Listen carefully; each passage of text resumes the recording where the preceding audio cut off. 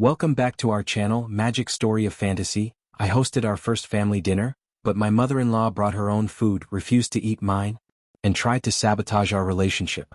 I'm posting on behalf of my husband as he is still very conflicted. To make things clear, I fully support him and posting here is just for his satisfaction. I'm just hoping that the stranger's verdict will reassure him. Anyway, here goes. I, 24 female, got married to my husband, we'll call him Stan for the sake of this story a year ago. To give you some history, my mother-in-law and I never actually got along. She was cordial with me initially, but as Stan and my relationship progressed, she became indifferent towards me. Not sure why, as there has been no fight or misunderstanding between us. We left for our honeymoon to Hawaii for 2 weeks immediately after the wedding. Then we got busy setting up our new home. That, combined with our hectic work schedule, we had not been able to spend time with family. So we decided to host a dinner for his side of the family last Saturday. My parents live in a different state and we meet a few times a year. I called to invite his parents, his sister, her husband, and their 2 kids, 5 male, 2 female, and I even inquired about their dietary preferences. My mother-in-law said she recently turned vegetarian. My husband had no idea about this. Anyway, I was happy to accommodate her. I asked my sister-in-law about what her kids would prefer to eat, and promised to include some kid-friendly food as well. She insisted that it was not necessary, and she would bring along some food for the younger one as she was a fussy eater. I assured her that it was no trouble. A few days before the dinner, my mother-in-law called to confirm whether there would be enough options for her or if she had to bring food for themselves. I reassured her that there would be plenty of vegetarian food. I was just making chicken nuggets for the kids and a beef casserole for the rest. She was not convinced and kept insisting that she would prefer to get food for herself and her husband. I handed the phone to my husband and let him handle it. My husband assured her that he would personally ensure that there would be enough vegetarian options for them. He asked her not to go to the trouble of cooking, as I was putting a lot of time and effort into planning the dinner. Her bringing food for herself would make me feel bad and inadequate. I assumed things were sorted. However, a slight panic set in when I got a message from his sister late Friday night. I don't want to put the message as she sent it for privacy. To sum up, she urged me not to feel bad or take it personally. If mother-in-law does something I didn't approve of, she was just being cautious. I could understand what she was trying to say, so showed it to my husband. It did not make sense to him either. Anyway, it was quite late and it had been a long day, so we just went to sleep. The next morning we had forgotten all about it and were busy cleaning the house and cooking. We also had some last-minute grocery shopping to do. Evening rolled around and the first to arrive was his sister's family. Everything was normal and we were catching up on each other's lives and generally having a good time with the kids. It was getting late and my in-laws had still not turned up. My husband called them and his dad said that his mom was a bit occupied with something and would be ready to leave in a while. So my sister-in-law decided to feed the kids first, as it was nearly their bedtime. We all decided to wait for them. The children were fed, and my sister-in-law was inside putting them to bed when his parents arrived. My mother-in-law was carrying a big bag which seemed quite heavy. We asked her about it, she dismissed it, saying it does not concern us. I went inside to warm up dinner, while the rest of them were in the living room talking and waiting for sister-in-law to come back from putting the kids to bed. She came back and after the initial greetings they all came into the dining room. Sister-in-law started to help me with laying the table. At the same time, mother-in-law started taking out various boxes and containers from the back. She opened them and we saw they were filled with food. We all were shocked and we were standing there just speechless. Husband and I exchanged looks, wondering what was going on.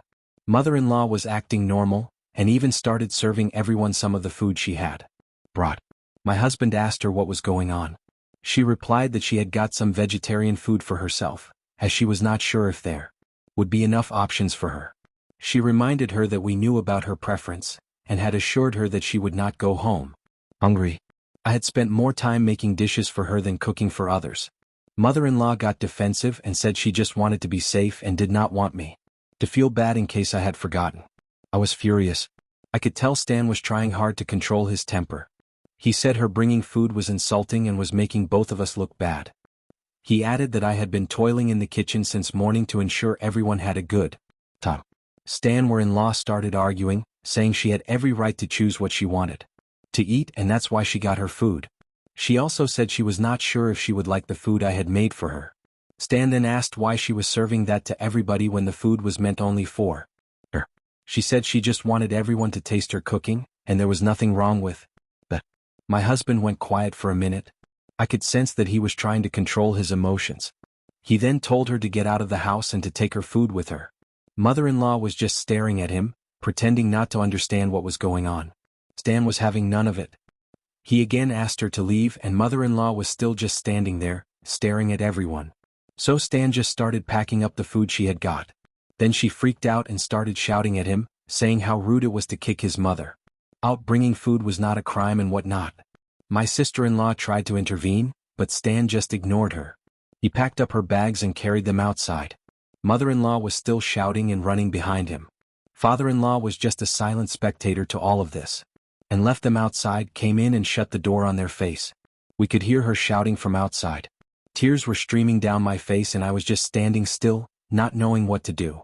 The rest of the dinner was very awkward. Nobody was in the mood to enjoy the dinner. Somehow we ate a little and my sister-in-law's family left. My husband apologized on his mother's behalf. I hugged him and assured him that he had nothing to apologize for and thanked him for defending me and standing up for me.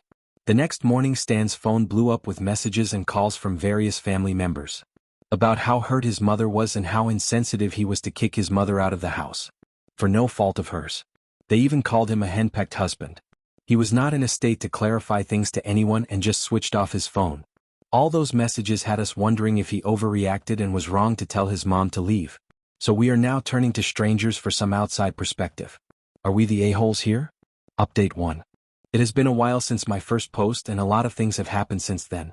First of all, I would like to thank all of you who have assured us that we were not in the wrong. It has been so comforting to my husband and I. As it turns out, my mother-in-law had told a different version of the events to the family. I came across her post on Facebook due to which people were calling and berating us. So I made another post tagging her and my husband, explaining what had happened. People saw my post and started berating her for her actions. Everyone who was advocating for her turned against her in a jiffy. This led to her bombarding us with calls and messages and screaming at us for turning her whole family against her. We were left with no option other than to block her number. We also blocked her on all social media. Later on, father-in-law called Stan and said mother-in-law was a crying mess and was refusing to leave home. After all of this, Stan said it was not our problem and just hung up. We have gone no contact with my in-laws as of now. We'll update you all if things progress further. Update 2. The past month has been unbelievable. Father-in-law has been trying to mediate between us and trying to get us to apologize to our in-laws. She refused to see us again until we apologized and made another post on Facebook saying it was our fault. My husband has refused to have anything to do with his parents. It was then that I remembered the message that sister-in-law had sent just before our dinner. I thought of talking to her about it. Luckily Stan had a work trip and was away for a week, so I invited her home to talk. Once she came, I directly asked her if she knew that her mother was pulling this stunt. She confessed that her mother had called her to inform her that she was cooking food to bring to our house and had asked sister-in-law if she would like anything as well. I was shocked. I also asked why mother-in-law hated me so much. As far as I know, I have never done anything to offend her. She became silent. I immediately understood something was going on. Upon probing further, she said her mother had never really liked her. She wanted Stan to marry his ex, who happened to be from a rich family. Stan had told me about her. According to him, she was rich and spoiled. She had expensive tastes and expected him to fulfill all her needs. He had just started working at that time and could not afford to fund her flamboyant lifestyle. She constantly snubbed and humiliated him for being unable to meet her needs. The relationship was suffocating for him while it lasted, but mother-in-law wanted him to be with her just because she was rich. She was an only daughter to her parents and was to inherit all of her parents' wealth and property. She was very disappointed when they broke up and had made up her mind to mess up any further relationships he got into and would force him to get back with her. That is the reason she was unhappy when we both got serious and ended up getting married. All these tactics were part of her elaborate plan to create misunderstanding between us. However, it backfired, as she did not expect her son would go against her and stand up for me. Sister-in-law was initially with her mother on this, but changed her mind once she got to know me better. She now likes me and thinks I am perfect for her brother. But mother-in-law did not even make an effort to get to know me better. I was shocked hearing all of this and did not know how to react. Sister-in-law left, and I'm still unable to process what just happened. Now I'm in a big dilemma as to whether I should tell Stan about all of this or not. I know knowing all this would break his heart. At the same time, I feel he has the right to know why his mother is acting like this. I am conflicted now. Should I break this news to him or not? How should I handle the situation?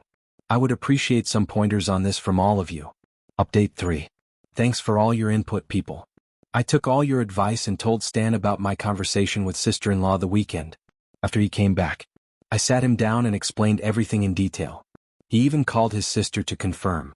As expected, he was shattered. He broke down and cried a lot. He could not imagine that his mom valued money more than her son's happiness. A few days later, he went to his parents' place to confront his mother directly. He asked me to come along as well. Mother-in-law did not attempt to deny the fact at all. She argued that if he had married that, after all, everyone could have lived comfortably. They did not need to think twice before spending money. Stan asked her directly whether money was more important to her than her son's happiness. She said breaking up with her was a very impulsive decision on his part, and he should have just given the relationship some time. Everyone would have been happy. She even had the guts to accuse him of being selfish and thinking only about his happiness. She said he should have thought about his family as well and should have stayed with his ex for the sake of his parents. We did not expect such a reaction and was speechless. He just told her not to contact him again and stormed out of the house. She began shouting at him, saying he was making a big mistake choosing his wife over his family and he was surely going to regret it. We ignored her and drove away. He is very badly broken. He has taken off from work for a few days and is hardly coming out of his room. He's not even eating properly. I'm getting worried about him. I hope things get better with time. Update 4. I'm sorry it took so long to post this update. Things have been very hectic. I got Stan into therapy. He's been going for a few months and is doing much better now. We spoke about what happened with his mother. He told me he felt relieved and free after that breakup and meeting me was the best thing that happened to him. I thanked him once again for supporting me even if it meant going against his mother. What happened was unfortunate. However, the silver lining is that it has brought us closer.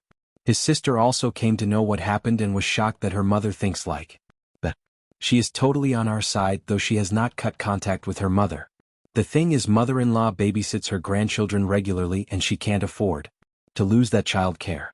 It is very expensive in our area. I completely understand her point of view. We still maintain a good rapport and meet up regularly. Mother-in-law has not contacted us after that and neither have we. Life is slowly getting back to normal. Update 5. Hello everyone. I'm back with an unexpected twist. Mother-in-law was silent all this while, but she was trying to contact Stan's ex behind our backs. It seems like she has still not learned her lesson. She accidentally let it slip while talking to sister-in-law, who promptly let us know. I wasted no time in letting Stan know. He went to his therapist for help. It was like a chain reaction. As per his therapist's suggestion, Stan applied for a transfer at his workplace. Fortunately, he got a transfer to the same state where my parents lived. The best part was my company had a branch there too. I was working in my hometown and moved here after my wedding. My boss was kind enough to allow me to work from there. I may have to travel to this branch from time to time, which I'm completely okay with. So we began the preparation to move immediately. A combination was not a problem, as my parents said we could stay with them for a while until we found an apartment. Only sister-in-law knew about this and she has promised not to leak this information to her parents. Everything is ready and we are set to leave in 2 days. That's all for now. Update 6. I'm back with another and hopefully final update to this story. It has been a few months since we moved. We stayed with our parents for a couple of weeks and were lucky enough to find a beautiful house near his workplace. We have been in touch with my sister-in-law.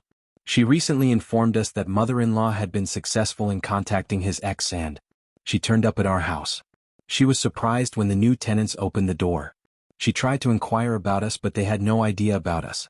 She then informed mother-in-law, who was equally surprised. She asked her daughter about it and she admitted to telling us what was going on. She also told her we moved but refused to divulge more information. We are grateful to her for that. Mother-in-law was furious and kept on pestering her for more details. She wanted to know where we had moved. Sister-in-law was firm and would not tell her anything. She even threatened to stop babysitting, but she did not budge. Luckily, she loves her grandchildren too much to do that. So that's it. We are slowly settling down in our new home and life is good as of now. We're doing well in our careers and are planning to start a family soon.